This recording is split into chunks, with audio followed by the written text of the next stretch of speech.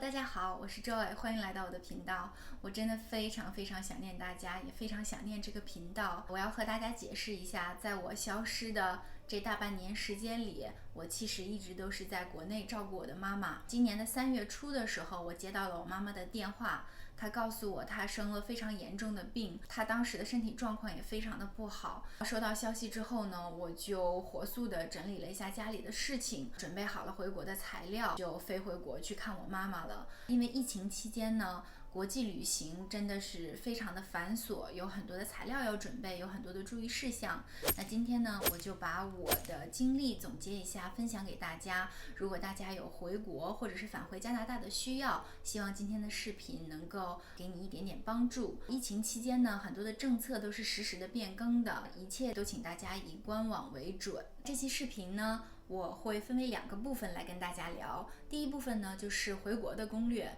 第2个部分就是返加拿大的攻略。好啦，那我们开始今天的视频吧。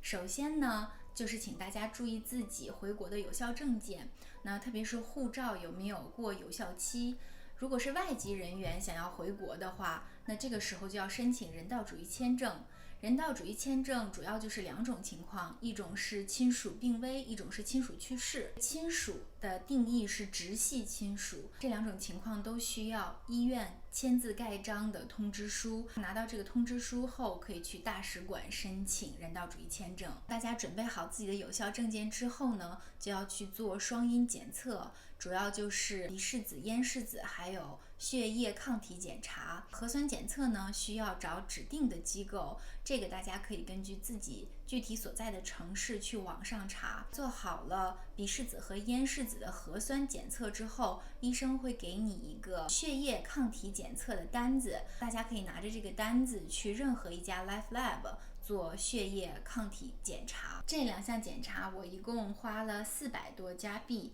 那特别要提醒大家注意的是双阴检测的时效性，大家一定要算好检测结果出来的时间和飞机起飞的时间。我当时是在检测的第2天下午拿到的结果。拿到了双阴检测结果之后呢，大家就要开始注册自己的健康码，这个也非常的简单，有一个健康码的小程序，大家只要去注册，如实填写自己的信息，很快健康码就会变绿。我当时差不多是等了1个小时，也是非常快速的。当时为了保险起见，我还有特别的去打印了双阴检测的结果的那个证书，但是其实并没有用到。在飞机起飞以后呢，大家依然要注意做好防疫的工作。那因为疫情期间，所以航空公司已经不提供热餐了。当时我记得是每人发了一个塑料袋的食物，里面有饼干果汁肉干其实很多人是为了不上厕所就选择不吃不喝。我最开始的时候也希望这样做，但是很快我就发现完全不行，因为我已经开始有脱水的症状了，非常的不舒服。可能也是因为之前一直在做这些准备工作，人已经非常的累了。那当时我就头非常的晕，很恶心，然后头痛，所以我马上就开始大量的喝水，差不多喝了4瓶矿泉水，然后症状就有一点缓解了。所以也在这里提醒大家，千万要注意自己旅途当中的能量的摄取，尽量不要在旅途当中出现身体不舒服的情况吧。用餐的时间呢，我当时是选择和周围的人拉开时间来，等大家吃完了之后呢，我就开始吃饭。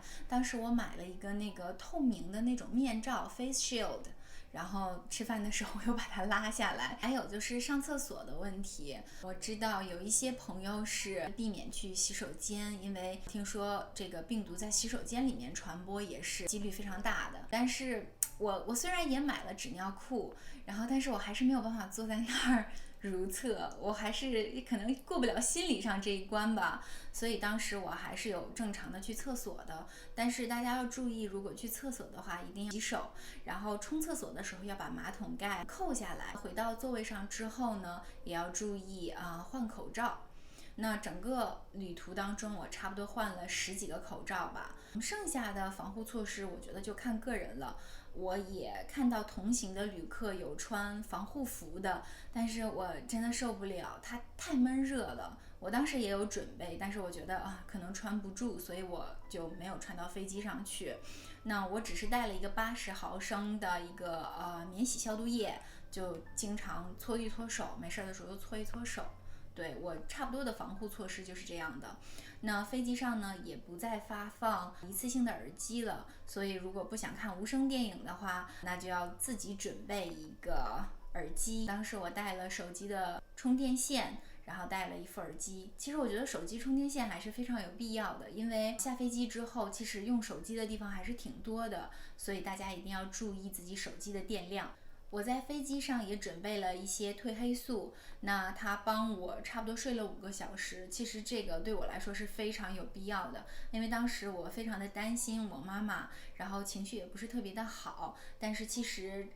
疫情期间的这种国际旅行是非常消耗体力的，所以我觉得那个5个小时的睡眠其实对我后面的帮助也挺大的。下飞机以后呢，大家也完全不用担心不知道应该怎么办，因为地面上的工作人员都非常的有耐心，他们都会就是告诉我们应该去做些什么。我记得我下飞机的时候，第一件事情就是填了指尖小程序，就是填入境的相关信息。当时也是地面上的工作人员帮我的，因为有一些信息我不太确定然后他们真的非常的耐心。其余的事情其实大家跟着人流走就好了，因为它会有不同的关卡。那在每一个关卡呢，工作人员告诉我们去做些什么事情，我们就去做就好了。我可能是测了几次体温，然后做了几次核酸，取好行李之后呢，大家就根据指示牌去集散口就好了。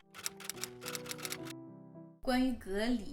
离的酒店是随机的，没有办法预定的，所以真的就是看运气了吧。那我当时是在广州入境的，而且我下飞机的时候已经非常晚了。那在之前呢，我在网上有做一些攻略，大家都说花都区的酒店就是雷的比较少。等我真的取好行李来到集散口的时候，我真的没有任何的力气和精神去按照攻略里面说的哎呀去套一套工作人员的话呀，或者是坐在旁边等一等，或者是问问同行的人有没有人有什么小道消息这种。但是其实当时的情况就是我真的非常饿，非常困，非常累，我就是想找一个只有我自己的地方安静一会儿休息一下，所以我根本什么都没有做，我就直接随着人流排队去集散口了。可是我觉得也蛮幸运的吧，就是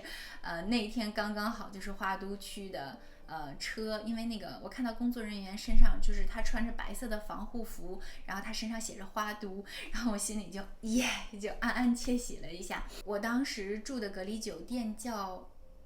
空港南航空港明珠大酒店，我忘记了，记得不太清了，等一下我会放在这边。这个酒店是4星级的，当时觉得是条件已经很不错的了，是400块钱一晚上，然后不包3餐，但是它可以收快递，可以收外卖，然后房间也非常的干净，设施什么的也都很新床沙发呀之类的。唯一的美中不足我觉得就是地毯有一点脏，我其实能看到上一个房客住过之后留下来的头发，然后家具上面可能有点灰，但是我想是不是因为是隔离酒店，所以工作人员他没有办法去像正常的那些房间那样去打扫。我想这种情况之下，大家就多多的互相理解一下吧。还有一个槽点就是跳蚤，我当时住进去之后就被咬得挺惨的，但是还好我在回国之前就有买了一瓶这个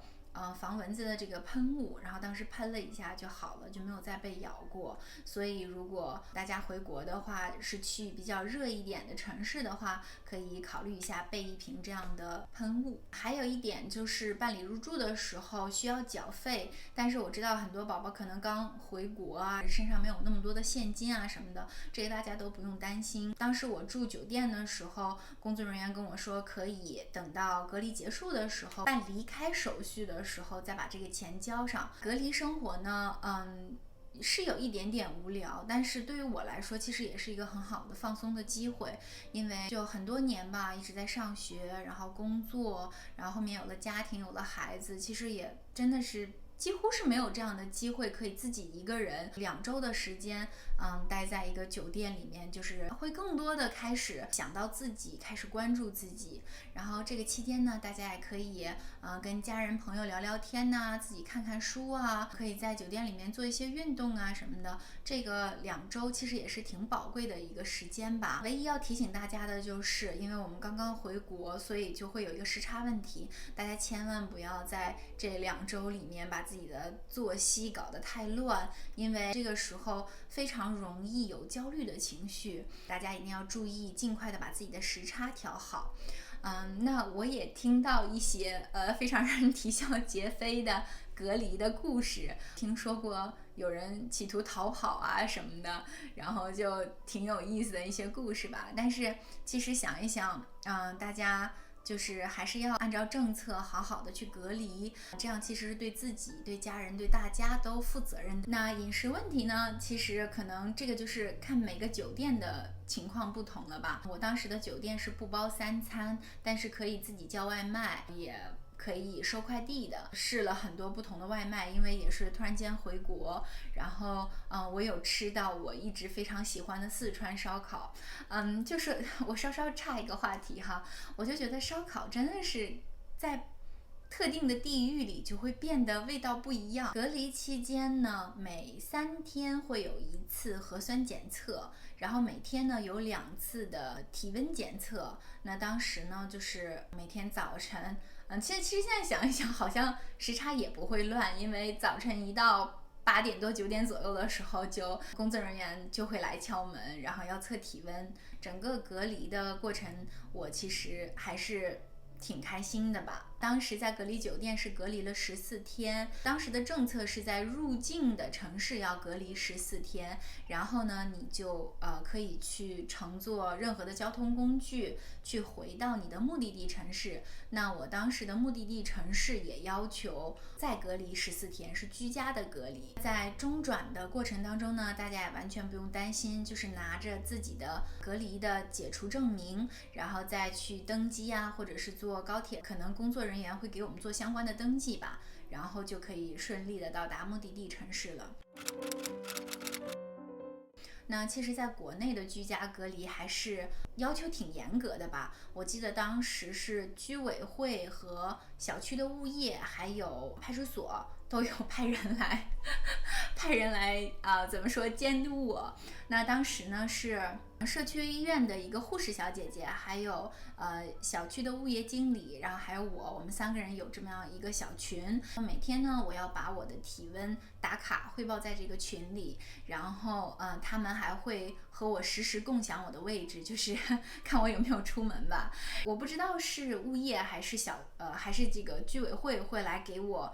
们家安了一个电子锁。当时我确实是乖乖的隔离了14天在家里面。这14天里呢，还有一次是警察叔叔有上门来找我聊下天。我其实长这么大真的没太和警察叔叔接触过，当时很紧张，然后虽然旁边没有人，我还是隔着门啊，我还是站得很笔直。警察叔叔也没有跟我说什么，他就是说要好好配合隔离呀，不要出去乱跑啊，要为了大家的安全考虑啊什么的。在这14天的隔离期间呢，需要做2次核酸检测，第1次是第8天，第2次是第14天。这2次核酸检测是需要去自己所在的社区医院，它的要求就是不可以乘坐任何形式的公共交通工具，所以我自己当时是步行去的，因为社区医院离自己家里面都很近啊。我也不知道这28天是怎么坚持下来的，但是那天下楼了之后，这2只脚踩在地面上的时候都觉得说，哎呀，怎么软软的这么不真实呢？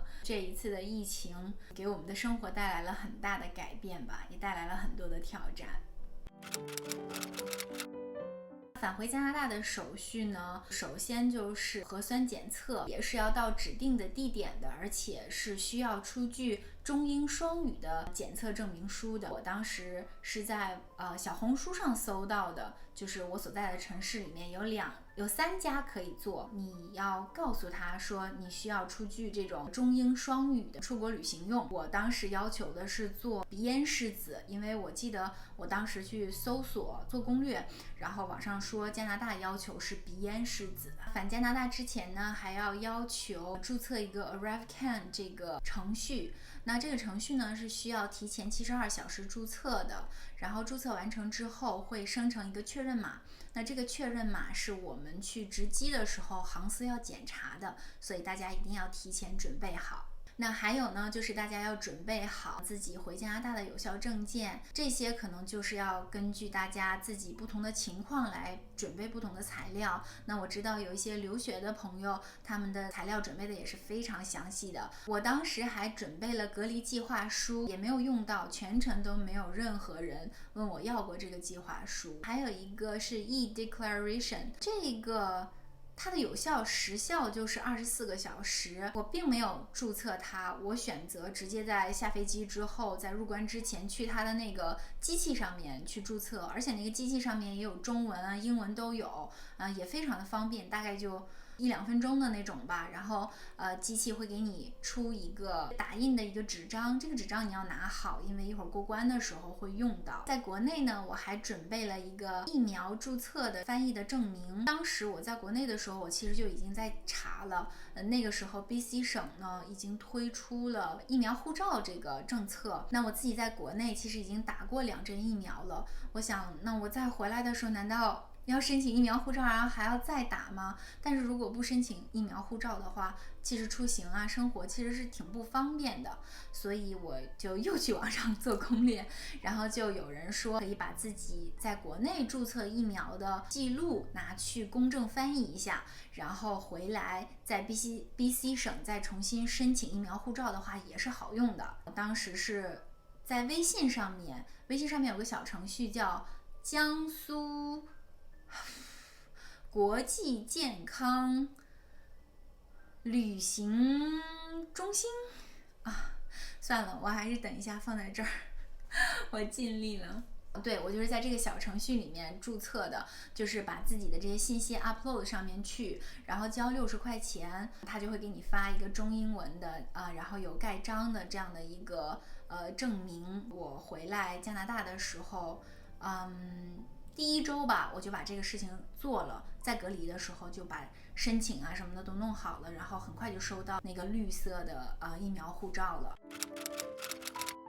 这里面特别有一个提醒，就是因为疫情缘故，在国内所有的转机的国际航班，所有的行李已经不直挂了，需要转机的话都是需要你自己先去取行李，然后再到这个航司重新去值机的，办理登机手续什么的。大家一定要注意，如果你有转机的话呢，要给自己中间留充足的时间，让自己可以去取行李，然后再去重新办登机手续。出海关的过程其实还是挺顺利的，当时那个 officer 就检查了一下我的有效证件，然后又问我有没有接种疫苗，然后我告诉他我在国内接种了，他说但是我们没有承认，所以就告诉我说我需要隔离，就这样。当时是我出了一个状况，因为我们家临时发生一些事情，我就没有办法在家里面隔离。我把这个情况说给这个 officer 听的时候，他就帮我在网上更改了地址，给我省了很多麻烦。我还在想说不然我怎么去 update 这个地址呢？拿到行李之后呢，就要去排队等着做核酸。这个核酸检测呢是可以在网上提前注册的，它有一个叫Switch Health 的一个网站吧，但是我当时那个手机的信号就是极卡，就我实在就是特别无语，我也没有在注册，我就是在那儿排队等着现场注册了。当然了，可能时间是会比已经注册好的人慢一点，就是因为队伍还是挺长的。做好核酸检测之后呢，出来就会有人发给你一个蓝色的这个小盒子，那这个盒子呢，就是我们14天居家隔离的第8天要做的核酸检测的盒子。然后呢，我就去外面和我老公会合了，然后他就开车把我送到了我隔离的地点。当时我回温哥华的时候的政策就是已经取消了3天的集中隔离，直接回家做14天的居家隔离就可以了。那这14天的居家隔离呢，其实也是很简单的，只需要每天去 ArriveCan 那个程序上面去打卡就行了。那它其实每天就只有一个问题，就是问你有没有新冠的这些症状，然后你只要如实的去回答就好了。有一点点准备工作要做，就是第8天的那个核酸的自我检测。当时我记得是首先需要去网上注册预约时间的，然后呢自己要填一个Life Lab 的那个 requisition form， 等到自己第8天预约的那个时间，准时的去网上和工作人员见面就好了。工作人员呢，他也会给非常详细的指导。我记得我当天的预约是约的非常早，约在早上的时候。需要我提前准备的就是洗手的消毒液，然后1盒纸巾，还有1支笔。开始检测之前呢，工作人员会要求你给自己的手消个毒。中间做测试的时候，鼻子比较敏感的人可能就会打喷嚏啊什么的，就需要纸巾。笔呢，就是用在后面填写一些资料的时候用到的。我记得当时我是用棉签先刮了一下口腔壁，然后呢是要放到鼻孔里面转15秒。我当时在心里想说，还好它的这个顺序不是调过来的。